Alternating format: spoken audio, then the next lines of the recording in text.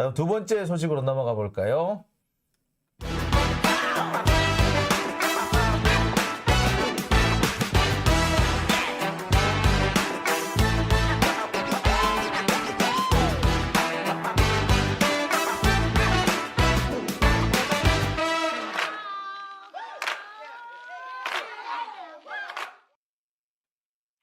네. 자, 두 번째 순서 들어가겠습니다. 자, 오늘 준비한 제가 두 번째 순서는요. 아마 오늘의 제일 메인 주제가 아닐까 하는 생각입니다. K2 전차 판매 실패 윤석열 때문이다 라는 내용입니다. 아시겠습니다만 우리나라가 노르웨이에 K2 전차를 판매하려고 했는데 그 판매 계획이 실패했습니다.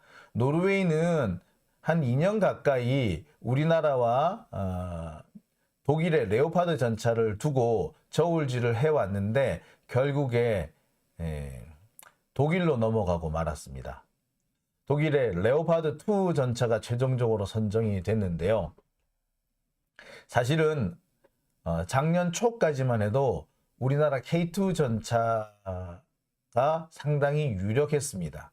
그런데 지난해 가을에 원래 선정이 될 예정이었는데 불현 갑작스럽게 선정이 연기가 됐어요. 그러고 나더니 결국에 판매를 못하게 되는 판매 실패, 수출 실패하는 상황에까지 이르게 됐습니다. 원인을 가지고 뭐 여러 가지 분석이 있을 수 있어요. 뭐 아직까지는 뭐 우리나라가 독일하고 뭐 경쟁하기는 어렵지 않겠느냐. 그리고 노르웨이는 나토 국가다 보니까 같은 나토 국가인 독일을 선호하지 않았겠느냐. 뭐 이런 여러 가지 분석이 나옵니다만 저는 단언합니다. 이번 K2 전차 판매 실패는요. 윤석열 때문입니다. 내가 노르웨이 총리라도 윤석열 때문에 윤석열이 있는 한국의 전차는 안 살 것 같아. 이유가 있어요. 여러분도 제 말 들으시면 잘 아실 거예요. 자, 앵두님, 지난 정부 때 그 지역 특성에 잘 맞다고 그랬었는데, 네, 맞아요. 왜냐면요, 레오파드 전차는요, 독일에 맞춰서 나온 전차거든요. 독일에 나와서 나온 전차이기 때문에 혹한에 잘 적응을 하지 못합니다. 근데 우리나라는 기본적으로 이게 남북한에 이게 기후차가 너무 심해요. 그래서 남쪽 지방 같은 경우, 부산이나 제주도 같은 경우는 엄청 덥잖아요, 여름에. 그래서 뭐 30 몇 도씩, 뭐 심한 경우 35도, 6도 이렇게 올라가는 반면에 겨울이 되면 저기 중강진 이런 데는 엄청 춥습니다. 뭐 중강진까지 안 넘어가더라도 지금 뭐 인제, 양구 여기만 해도 영하 20도까지 내려간단 말이에요. 우리나라가 이렇게 기후 편차가 상당히 큽니다. 다른 나라에 비해서. 자, 그렇기 때문에 더운 지방과 따뜻한 지방, 그다음에 더운 지방과 추운 지방 양쪽 모두에서 충분히 활용할 수 있는 그런 전차가 개발될 수밖에 없었고요. 노르웨이가 상당히 추운 나라잖아. 그렇기 때문에 추운 나라인 노르웨이에서도 충분히 쓸 수 있는 전차다라고 해서 사실상 우리나라 전차 상당히 선호가 됐었어요. 왜? 아시다시피 노르웨이는 K9 자주포를 우리나라 걸 사서 지금 쓰고 있어요. K9 자주포를 써보니까 와, 이게 괜찮네. 이 추운 겨울에도 작동이 잘 되네. 야, 우리는 이렇게 작동 잘 되고 겨울에도 잘 움직일 수 있는 그런 차가 좋아 라고 해서 그래서 K2 전차도 살려고 했던 겁니다. 그래서 사실 지난 문재인 정부 때 거의 성사 직전까지 갔었어요.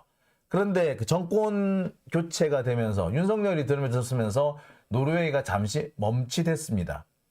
그리고 시간을 좀 두고 좀 더 다시 한 번 더 생각해 볼게. 한 번 더 생각해 볼게 하고 몇 달을 끌었는데 그 끄는 사이에 큰 변동이 있었죠. 결정적인 변동이 생겼습니다.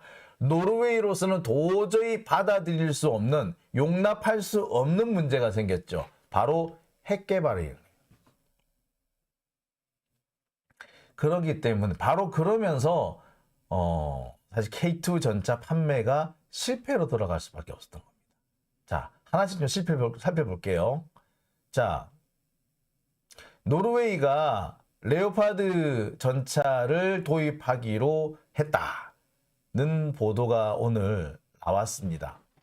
그래서 한국의 K2 전차는 수주를 실패했다라는 오늘 기사가 났죠. 내용이 그렇습니다. 요하네스 가르 스테레 총리는 3일 레나 군사기지에서 기자회견을 열어서 독일 KMW사로부터 레오파드 2A7 주력전차 54대를 주문할 계획이라고 발표했다. 그래서 K2 전차 안 산다. 원래 작년에 이제 K2 전차 사기 직전까지 갔었는데 진짜 아깝게 됐죠. 자, 그런데 K2 전차 수주 실패했다고 하니까 갑자기 국방부에서 이상한 발표를 했어. K2 전차가 세계 최고 독일 전차와 동등 이상을 증명했대. 아니, 파는 거 실패했는데, 판매를 실패했다는데 갑자기 독일 전차와 동등 이상을 증명했다고? 이게 뭔 소리야, 갑자기? 이게 뭔 소리야, 이거? 못 팔았는데. 이게 뭔 소리야?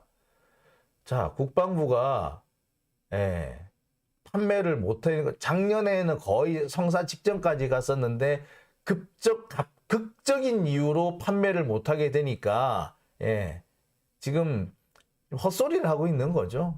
욕먹을 것 같으니 지금 엉뚱한 언론 플레이를 하고 있는 겁니다. 딱 멍청한 군바리 짓을 하고 있는 거죠. 차라리 입 다물고 있었으면 욕이나 안 처먹을 텐데, 그래도 우리가 그만큼 좋다는 거 증명하지 않았어? 뭔 증명을 해서 판매 실패했는데, 이런 헛소리를 하고 있어요. 자, 그런데 이런 헛소리를 국방부가 하는 이유가 사실 있습니다. 작년까지는 경쟁력이 있다고, K2 전차가 경쟁력이 있다, 레오파드 전차보다 훨씬 더 수주 가능성이 높다라고 큰 소리를 떵떵 쳤었어요. 근데 갑자기 윤석열 정권 이후에 분위기가 확 바뀐 겁니다. 작년까지는 꽤 경쟁력이 있다고 돼 있었어.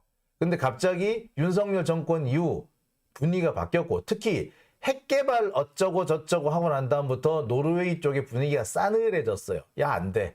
야, 안 돼. 야, 사지 마. 안 돼. 자, 솔직히 말씀드리자면요. 분위기가 좀 바뀌었다고 해도 노르웨이로서는 K2 전차를 사는 게 훨씬 유리했습니다. 왜? 레오파드 전차는요, 얼마짜리? 대당 200억이에요. 레오파드는. 그런데 한국은 K2 전차는 대당 80억입니다. 가격이 엄청 싸죠. 대당 80억. 레오파드는 대당 200억. 거의 3배 가까운 차이가 나죠. 2.5배 차이가 나죠. 2.5배. 거기다가 군수 지원이라든지 그다음에 이 부속품 공급까지 생각해 보면, 후속 군수 지원까지 생각해 보면 거의 실제 드는 가격은 레오파드의 3분의 1밖에 안 되는 거야. 근데 성능은 거의 비슷해. 그리고 추운 겨울에 오히려 레오파드보다 나아. 그랬기 때문에 노르웨이로서는 당연히 K2 전차를 살 수밖에 없었어요. 윤석열, 저 이상한 놈인데, 저래서 사도 되나? 저런 놈, 이상한 놈한테 우리가, 이걸 줘도 돼? 선물을 줘도 돼? 이런 얘기는 있었지만, 그래도 워낙에 싸니까, 그리고 워낙에 성능은 괜찮아. 같은 성능인데 가격이 3분의 1이야. 그럼 안 사겠어요, 여러분들? 당연히 살 수밖에 없죠. 그리고 옆에 폴란드가 사서 쓰는 걸 보니까 괜찮거든. 그리고 자기도 K9 자주포 써보니까 괜찮았단 말이에요. 근데 K9 만드는 회사나 K2 전차 만드는 회사나 같은 회사잖아. 그러니까 노르웨이로서는 당연히 살 수밖에 없었어. 그런데 결정적으로 뭐해서 핵 개발 때문에, 야, 사지 마. 야, 핵 개발한대. 야, 저런데 살 수 있어? 사면 안 돼. 라고 해서 갑자기 바뀐 겁니다. 핵 개발 때문에 갑자기 바꾼 거예요. 자, 지난해까지는 아주 싼 가격에, 그러니까 동일 성능인데 독일이나 미국 전차의 3분의 1 가격이었기 때문에 지난해까지는 엄청나게 유리했습니다. 그 다음에 한국이 아시아권에서는 거의 유일하게 성장하는 민주국가인 거야. 일본? 일본 솔직히 민주국가로 하기 어렵죠. 다른 나라가 보기에도 일본을 민주국가라고 보기는 어려운 거예요. 그런데 한국 민주국가인 거야. 일본보다 훨씬 나아. 그리고 역동적인 혁명을 통해 가지고, 아니 일본은 한 번도 혁명을 해본 적이 없잖아. 민중혁명을 통해 가지고 정권이 바뀐다거나 그런 적이 없잖아요. 근데 한국은 민중혁명을 통해서 정권이 바뀌고 정권 없고 그랬기 때문에 한국을 훨씬 더 민주주의의 선진국으로 봅니다. 그리고 미국의 주요 동맹국이야. 지난해까지는 그랬어요. 그렇기 때문에 당연히 한국제를 사는 게 당연했어요. 그리고 무엇보다도 이 문재인 정부가 전 세계에 뿌려놓은 이 이미지라는 게 있지 않습니까? BTS의 나라, 그 문재인 정부의 나라, 촛불혁명을 통해서 독재 정권을 잡아뜨리고 새로 세워진 정말 품격 있는 나라, 촛불을 들어서 촛불 들고 독재를 무너뜨리는 나라, 얼마나 전 세계적으로 경이로웠겠습니까? 그리고 그 촛불혁명에 의해서 들어선 문재인 정부, 당연히 전 세계가 우호적으로 볼 수밖에 없었죠. 그리고 그 코로나 때 우리나라가 얼마나 잘 이렇게 방역을 했습니까? 그래서 이 문재인 정부의 후광 때문에 작년까지만 해도 당연히 파는 거였어. 그래서 실제로 문재인 정부에서 거의 이 판매 사인 직전까지 갔었어요. 근데 갑작스럽게 윤석열이가 되고 나니까 갑자기 노르웨이의 태도가 바뀐 거야. 딱 지난해 대선 이후에 노르웨이 태도가 바뀌어요. 그러면서 원래는 3월 하순에 이 사인을 할 예정이었는데 그 기종 선정하고 판매 사인 발표까지 하고 사인까지 할 예정이었는데 갑자기 노르웨이가 일정을 뒤로 연기를 해버립니다. 그러더니 이게 올해까지 오게 된 거예요. 그러더니 레오파드로 바뀌게 된 겁니다. 그러니까 특히 이 윤석열을 두고 이 나토 국가들은요 거의 조롱 단계에 가 있어요. 지금 지난번에 나토 정상회담 여러분 보셨죠? 나토에서 사진을 공개를 했는데 윤석열이 눈 감고 있는 사진을 공개를 했습니다. 네. 이거는 국제적인 결례거든요. 멀쩡한 사진이 있는데 왜 이런 사진을 공개를 하겠습니까? 솔직히 말하자면 왜 그 여러 나라 그 정상이 있는데 사진은 잘 나왔는데 한 명이 눈을 감았다. 그럼 어떻게 합니까? 솔직히 말하자면 살짝 보정을 하잖아요. 다른 사진 갖고 와서 살짝 엎으면 돼. 왜 같은 사진이니까 그러잖아요. 그렇게 가능하기 때문에 이렇게 눈 감은 사진 그대로 발표하는 경우는 없어요.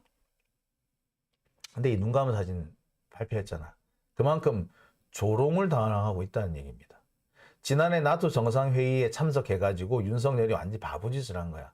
그 이후에 노르웨이에서 야 저거 안 되겠다 라고 했답니다. 분위기가 싸늘하게 바뀌었다는 거예요. 그리고 결정적으로 핵개발 논란 이후에 분위기가 아주 많이 나빠졌다고 합니다. 자, 왜 그럴까요? 자, 윤석열이 당선되고 나자마자 노르웨이가 갑자기 싸늘해졌어. 기분이 이상해. 노르웨이의 분위기, 노르웨이의 태도가 바뀝니다. 그리고 핵개발 이후에 완전히 틀어져 버려요. 근데 그거는 노르웨이라는 나라를 보면은 금방 이해가 바로 됩니다. 자, 바로 이거예요. 지난해 나토 정상회담에서 윤석열이 국제사회의 비핵화 의지를 강조했습니다. 그래서 북한보다 훨씬 국제사회의 비핵화 의지가 북한의 핵을 만들겠다는 의지보다 강해야 한다라고 해서 비핵화 의지를 더 강력하게 보여달라고 이렇게 호소를 했어요. 그런데 오늘에 어떻게 했어? 갑자기 핵 개발한다 그랬잖아. 아니 작년에는 비핵화 의지를 보여달라고 여러분들이 비핵화 의지를 보여주셔야지 북한이 핵을 포기할 수 있습니다 라고 했는데 갑자기 올해 보고 나 핵 개발할 거야? 뭐 어쩌겠어. 아니 작년까지는 비핵화 의지를 보여달라고 그래야지 북한의 핵을 저지할 수 있다고 그렇게 핏대 올리던 놈이 1년도 안 돼가지고 뭐? 네가 핵 개발을 하겠다고? 이 자식이 뭐 이런 새끼가 다 있어? 라고 한 겁니다. 노르웨이 입장에서는 되게 뻥찌겠지. 뭐 저런 게 다 있지? 야, 안 그래도 쟤 극우 정권이잖아. 극우 정당이잖아. 노르웨이 같은 나라는요. 한국의 국민의힘 같은 정당을 나치랑 거의 동급으로 봐요. 노르웨이 같은 경우가 이제 진보 정당이잖아요. 노동당, 사회당, 녹색당 이런 정당이 이 장기 집권을 하고 있어요. 사실 노르웨이 보수당이 우리나라 민주당하고 색깔이 비슷해요. 그런데 우리나라 민주당이 노르웨이에서는 보수당이야. 그러면 지금 국진당은 노르웨이에서 뭘까? 나치라고 보는 거예요. 나치. 그 노르웨이 입장에서는 저기 나치가 집권했네? 트럼프가 집권했네? 국제적으로 그렇잖아요. 그 윤석열을 보고 뭐라 그럽니까? 코리아 트럼프라고 그러지 않습니까? 그런데 트럼프가 집권했네? 그런데 노르웨이가 한국하고 뭐 방산협조 이런 거 하고 싶겠어? 군사협력 이런 걸 하고 싶겠어? 아니 솔직히 말해서 우리나라도 그렇잖아요. 트럼프가 집권을 했을 때, 미국 대통령 됐을 때 우리가 미국하고 뭐 같이 군사협력 이런 거 하고 싶었어요? 아니잖아. 전 세계가 다 마찬가지였거든. 그런데 코리안 트럼프가 들어왔어. 그럼 전 세계 어느 나라가 한국하고 군사협력을 하고 싶겠어? 안 하는 거야. 근데 게다가 작년에 지가 한 말도 1년도 안 돼서 뒤집었어. 작년 6월에 나토에서 연설하면서 국제사회의 비핵화 의지가 북한의 핵 개발을 저지해야 합니다. 그 정도로 강해야 합니다. 강한 핵 개발 의지를 보여주십시오. 이래 놓고서는 우리가 핵 개발할래? 6달도 안 돼가지고. 그러면 뭐라 그러겠어? 뭐 저딴 새끼가 다 있어. 그러겠죠? 더군다나 노르웨이가 어떤 나라다? 노르웨이는요. 노벨상의 나라입니다. 노벨 평화상의 나라. 노벨상 평화상의 나라라고. 그런 노벨이 그런 나라가 전쟁하겠다는데 핵을 만들겠다는데 그런 사람하고 군사협력을 하겠어요? 안 하죠. 아까도 말씀드렸습니다만 노동당과 녹색당이 집권하는 나라가 노르웨이입니다. 그런데 그런 노르웨이가 윤석열 같은 네오나치, 신나치 정당 같은 국민의힘 얘네들이 집권한 대한민국하고 군사협력을 하겠느냐는 거예요. 안 합니다. 자, 그뿐만이 아닙니다. 노르웨이는요. 민주주의 지수, 언론 자유 지수가 세계 1위인 나라입니다.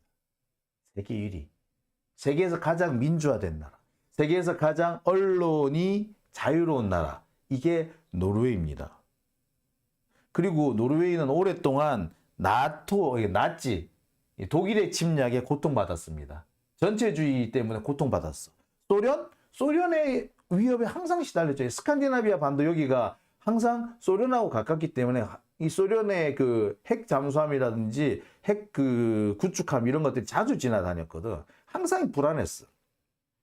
소련과 나치의 위협, 그러니까 전체주의 국가의 위협에서 시달렸던 나라. 그럼에도 민주주의를 계속 지켜왔던 나라. 이런 나라 입장에서 국진당, 윤석열 이런 애들이 마음에 들겠어? 응? 더군다나 핵을 만들겠다는데 그런 나라하고 군사협력하고 싶겠어? 진보정당이라고 노동당과 녹색당이라고. 그런데 노동자를 보고 뭐? 노동자 탄압하고 뭐 저기 뭐 윤석열이 지금 뭐 했어요? 이번에. 예. 화물연대 짓밟았잖아요. 그런 애를 보고 노동당이 집권한 노르웨이가 군사협력을 하고 싶겠어? 안 해요. 그 다음에 뭐 원전을 수출하겠다 그러는 윤석열을 보고 녹색당이 저런 나라하고 군사협력하자 하고 싶겠어? 안 해요. 환경, 핵, 극우 이런데 엄청나게 민감한 나라가 노르웨이입니다. 노르웨이 입장에서는 윤석열 같은 애하고는 거래를 하기 싫어. 상종도 하기 싫어. 노르웨이 입장에서는요. 윤석열이 또라이야. 우리가 보기에도 또라이 맞지. 근데 국제적으로도 또라이일 수밖에 없어. 트럼프랑 똑같이 트럼프보다도 더 안 좋게 볼란지도 모르겠다. 자, 이해가 되시죠? 세계에서 가장 민주주의 지수가 발달돼 있고 언론 자유 지수가 높은 노르웨이에서, 거기에서도 진보정당, 노동당과 녹색당이 집권을 하고 있는데, 이 노동당과 녹색당이 윤석열하고 협력을 하고 싶어 했겠어? 더군다나 군사협력이 얼마나 정치적으로 민감한 건데, 외교적으로 민감한 건데 하겠어요? 안 해요. 절대로 안 하지. 여러분이라면 하겠냐고. 예? 예? 안 합니다. 안 할 수밖에 없지. 하는 게 이상한 거 아닙니까? 자, 게다가 또 하나 있어요. 이 나토 사무총장, 나토 사무총장이 어느 나라 사람인 줄 아세요? 이번 엊그저께 우리나라 방문했죠. 이 나토 사무총장, 이 사람이요, 전 노르웨이 총리입니다. 전직 노르웨이 총리. 이 사람도 노동당 대표였어요. 노동당. 전직 노르웨이 총리고 노동당 출신이에요. 자, 그런 나토 사무총장이 한국하고 노르웨이가 협력하는 거를 봐주겠어요? 더군다나 계속 핵무장이라고 있는 나라가, 이 나토 총리가, 나토 사무총장이 얼마 전에 우리나라를 방문해가지고 얘기를 했죠. 뭐라고 얘기를 했다? 네. 한국에 핵무장을 하고 싶어하는 한국의 입장은 이해하는데, 미국의 이 확장 억제력을 충분히 신뢰해도 좋다라고 얘기를 하고 갔어요. 지금 뭐다? 야, 핵 개발하려고 하지 말라고 라고 하고 간 거야. 자, 나토 사무총장도 와가지고 이렇게 경고를 하고 갔는데, 자, 그런데 핵 개발을 하겠다고 있는 한국한테 노르웨이가 과연 무기를 사겠느냐고. 핵 개발을 하겠다고 하는 한국에 대해서는 절대로 노르웨이는 무기를 살 수가 없어요. 그리고 앞으로도 우리나라 무기 외국에 팔기 힘들 겁니다. 폴란드, 일단 이미 계약된 거는 계속 우리가 팔겠지. 하지만 폴란드에서도 앞으로 추가로 한국산 무기를 구매할 것인지는 솔직히 좀 살펴봐야 돼요. 되게 조심해야 됩니다. 이거 진짜 민감한 문제가 됐어요. 왠 줄 아세요? 무기가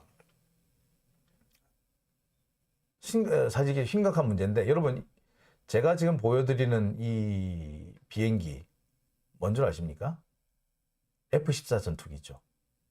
F-14 전투기, 이게 국제적으로 상당히 큰 무기 거래에서 상당히 큰 교훈으로 남아있는 겁니다. 자, 이런 겁니다.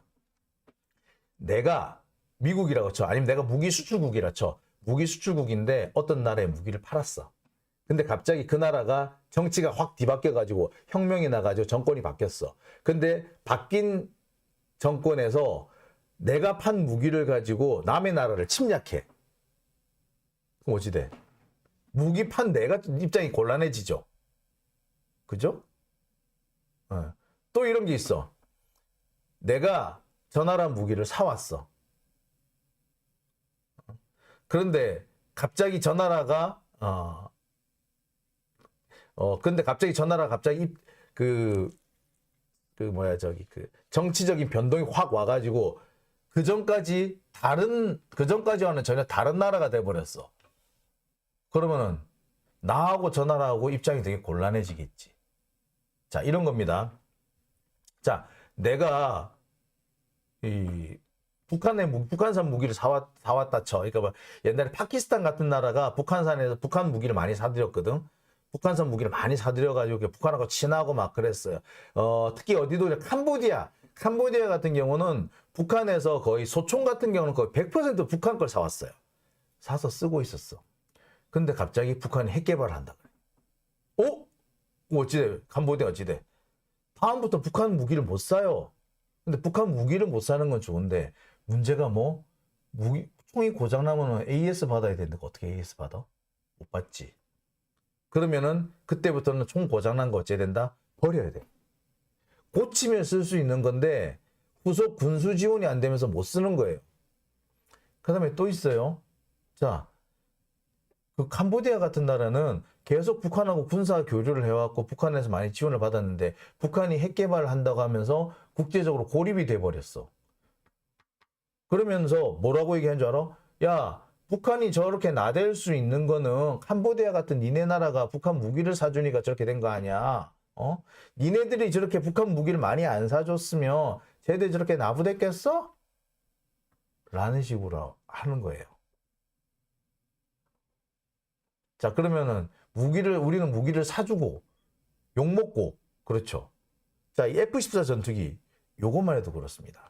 이게 대표적인 그 사례일 수도 있는데 이 F-14 전투기는 미 해군 전투기.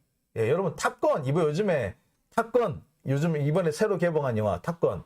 원래 탑건이 제가 고등학교 다닐 때인가 그때 탑건 처음 개봉을 했거든요. 그때는 이 F-14 전투기를 가지고 했었어요. 이 역사상 가장 아름다운 전투기라고 그래요. 아시는 분 아실 거예요. 이 F-14 미 해군 전투기는 이란에 수출이 됩니다. 그런데 이란에서 이슬람 혁명이 난 뒤에 미국으로서는 정말 애물단지가 돼버렸어요.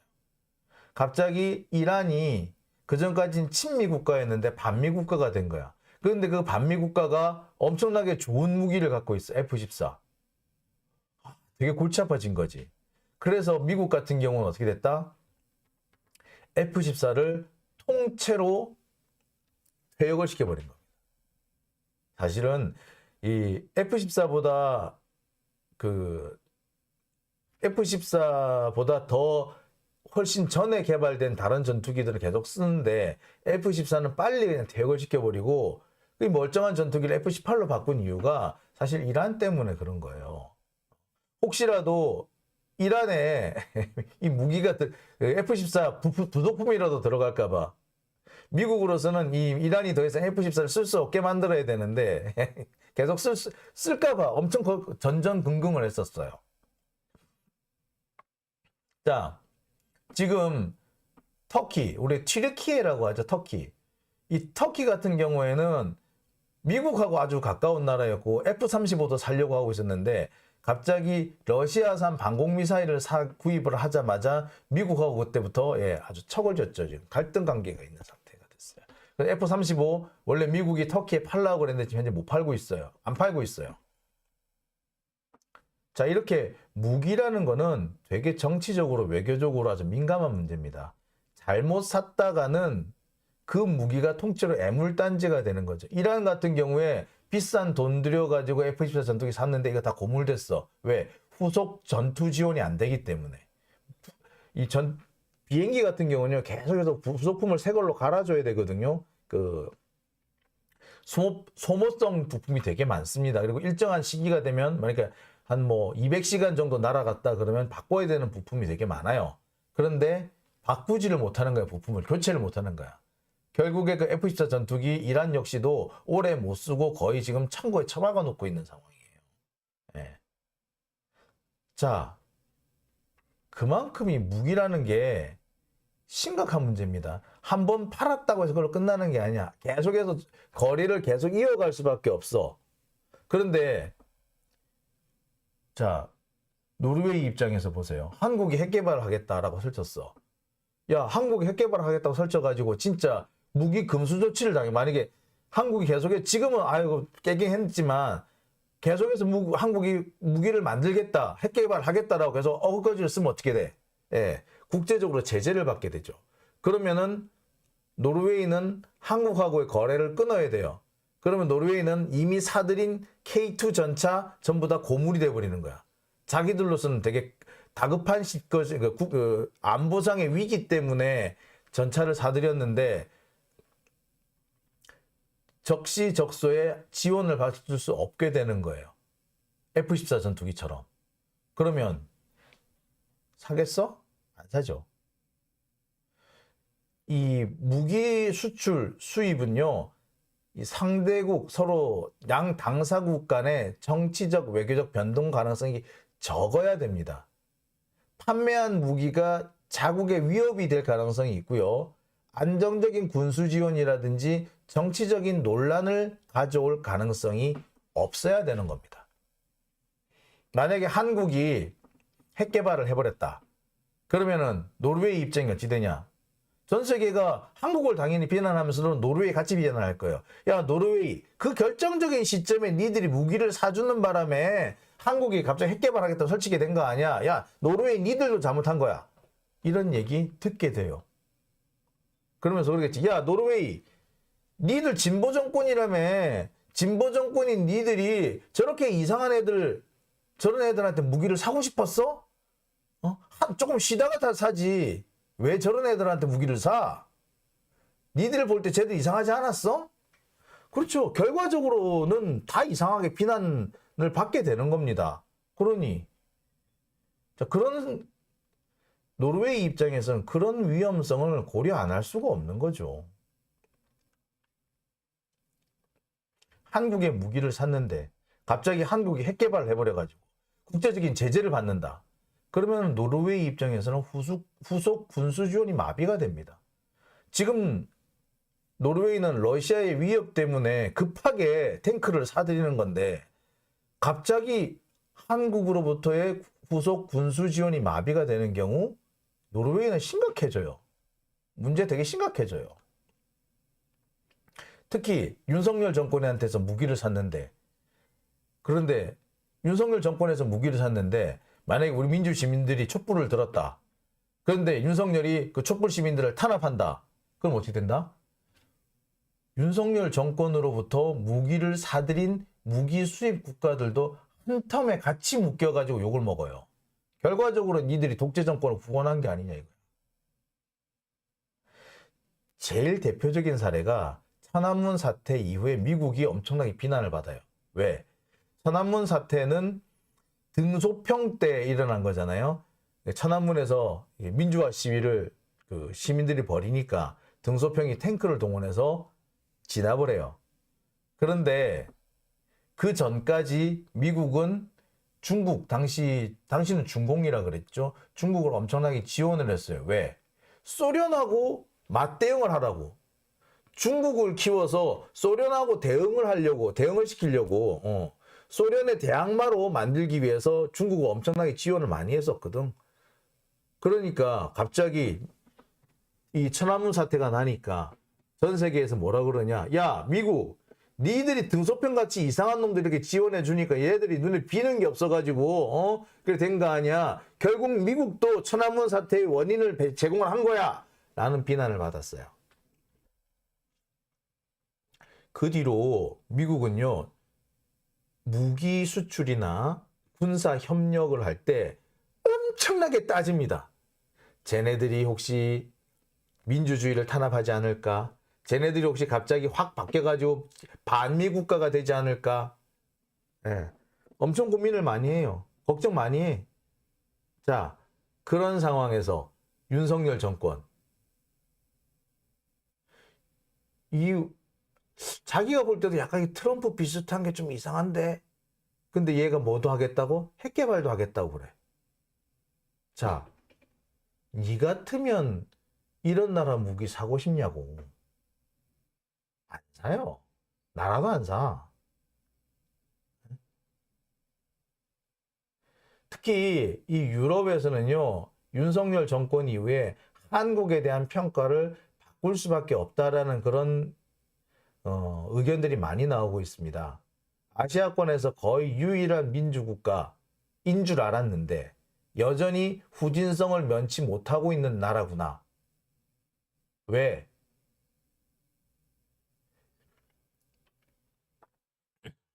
검찰이 이 정권을 바꿀 수 있는 나라? 예. 자기들로서는 상상을 못 해본 거지. 검찰이 정권을 바꿀 수 있어? 야, 그런 나라도 있니? 여전히 후진성을 면치 못하는 거야. 그런데 후진적이라고 했던 그 나라가 핵무기까지 개발하겠다고 설치고 있어. 완전히 쟤 거의 어디로 튈 줄 모르는 넋비공이네. 민주적으로도 옛날하고 달라. 이거 민주국가인 줄 알았더니 아니야.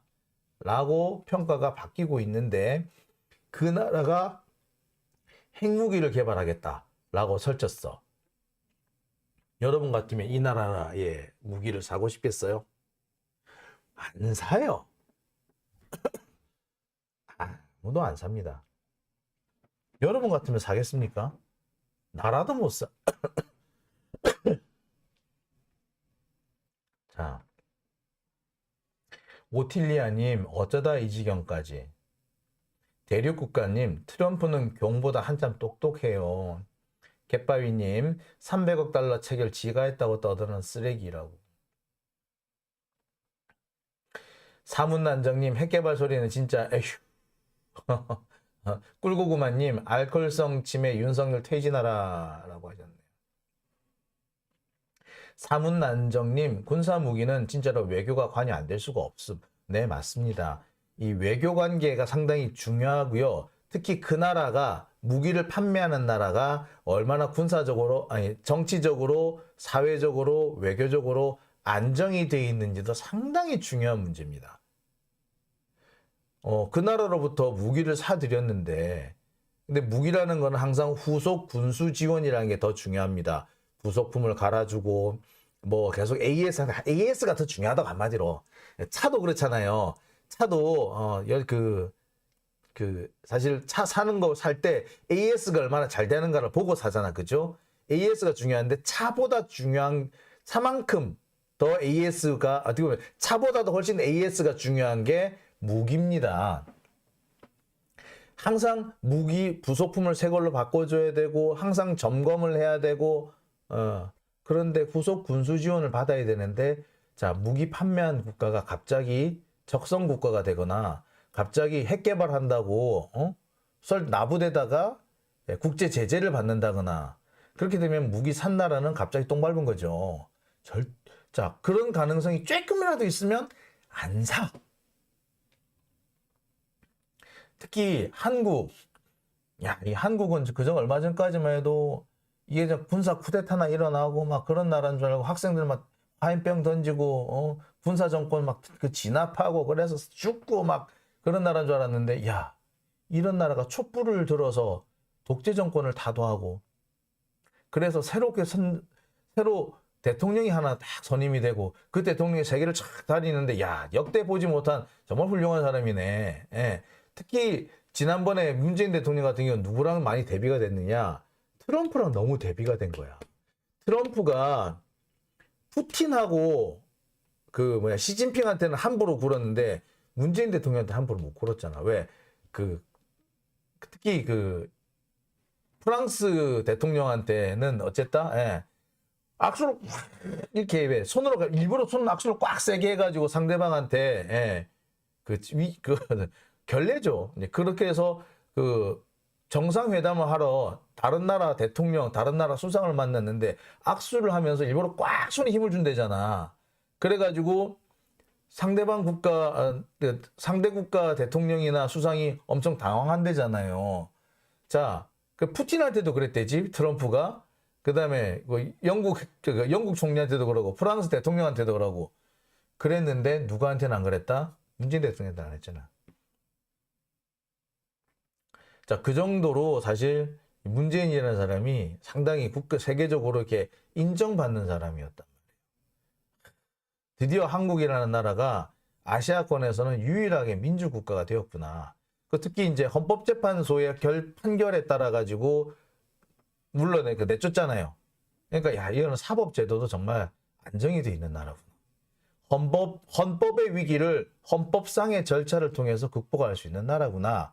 라고 돼 있었는데, 야, 검사가 쿠데타 이렇게 해가지고 정권을 장악을 해? 뭐 이런 나라가 다 있어. 판사는 가만히 있어? 뭐 이런 나라가 다 있어가 된 거예요. 근데 그 나라가 핵 개발을 하겠대. 야, 저 안 되겠다. 야, 저 한국하고 하지 마. 한국산 무기가 싸고 질이 좋다고 해서 잘 팔린 줄 아세요? 아니에요. 민주국가이기 때문에 팔린 거예요. 정치적으로 안정되어 있는 나라이기 때문에 팔린 거예요. 적어도 저 나라는 국제적으로 고립돼가지고 국제 제재를 받을 나라는 아니다. 그래서 우리나라 무슨 일이 있어도 우리가 안정적으로 군수 지원을 받을 수 있다. 라기 때문에 한국산 무기가 잘 팔린 거예요. 유럽에도 잘 팔린 거예요. 여러분, 전차 잘 만들기는 어느 나라도 잘 만드는 줄 아세요? 브라질도 꽤 잘 만들어요. 근데 브라질 전차 사나? 아무도 안 사지. 왜? 브라질은 어찌 될지 모르거든. 특히 브라질은 뭐가 잘 팔린 줄 아세요? 이렇게 브라질은요, 이렇게 그 다련장포, 다련장포, MLRS, 요게 상당히 옛날부터 되게 그 유명했었어. 잘 팔렸어. 근데 어느 순간부터 수출이 안 돼, 브라질이. 왜? 브라질 내부적으로 얼마나 문제가 많았느냐 말이에요. 안 팔리는 거야. 무기 아무리 좋아도요, 그 나라가 군사적으로, 정치적으로, 외교적으로 안정돼 있는 나라가 아니면은 안 팔려요. 왜? 그 나라 갑자기 어찌 돼가지고 우리가 후속 군수 지원을 어떻게 못 받을지 모르는데 사들인 무기가 다 고철이 돼버릴 수도 있는데 안 사는 거야. 파는 나라도 마찬가지야. 내가 무기를 팔았는데 갑자기 저 나라가 이상해졌다? 팔고 싶겠어? 안 팔아. 예를 들어, 그러니까 아이언맨에 보면은 그 스타크, 조지 스타크야, 뭐 하여튼 스타크. 스타크가 무기를 팔았는데 그 무기가 제3세계 국가에서 테러 무기로 쓰이더라. 그래가지고 스타크가 되게 열받잖아요. 근데 우리가 판 무기가 갑자기 테러 국가에 쓰이면은 테러의 무기로 쓰이면 얼마나 열받겠어, 우리도. 마찬가지로 무기라는 것은 팔 때도 살 때도 되게 민감한 거예요.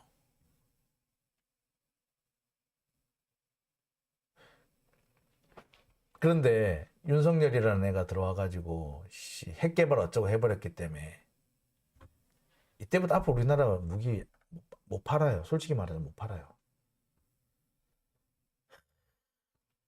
참 답답합니다. 예.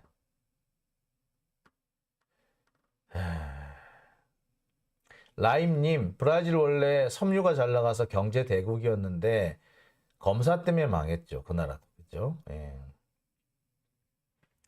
참 답답합니다. 이 윤석열 같은 이렇게 머리가 드문 애들, 그러니까 검사들이 사고방식이 이런 거예요. 그냥 지들처럼 그냥 때려잡고 수사하고 그러면은 뭐 되는 줄 알았던 모양인데 지금 온 나라가 지금 몇십 년, 한 100년 가까이 후퇴하는 걸 우리가 지금 눈으로 목도하고 있습니다. 노르웨이에 우리가 K2 전차 거의 팔 했다가 못 팔게 된 이유는 솔직히 간단해요. 윤석열 때문이에요. 윤석열만 아니었으면, 아니 백보양보해서 윤석열이 핵 개발하겠다 소리만 안 했어도 팔았을 거예요.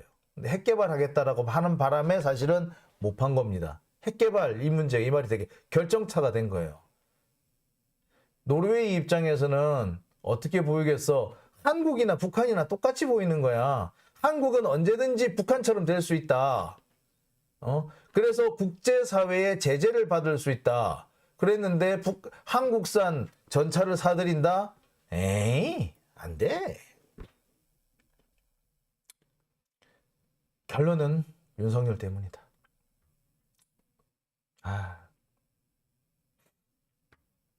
답답합니다. 자, 두 번째 주제는 여기까지 하고요. 세 번째 주제, 지금 그 코로나 대응과 관련해 가지고 참 말이 많죠. 지금 뭐 코로나로 이제 더 이상 뭐 마스크 이제 안 써도 된다는 식으로 하고 있지만 실제로 우리 국민들 다 마스크 쓰고 있잖아. 예.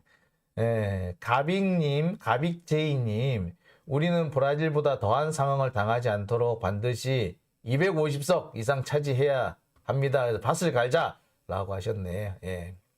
김상호님, 다른 유튜브와 다르게 매우 중요한 얘기를 했다라고. 예, 감사드립니다. 예. 자, 요즘 같은 경우는 브라질 상당히 부러워요. 룰라 대통령. 예. 룰라가 대통령 됐을 때 참 부러워했었거든요. 근데 참 요새 다시 부러워하게 되네요. 자, 장윤진 TV. 자, 두 번째 주 여기까지 하고요. 세 번째로 넘어갈게요.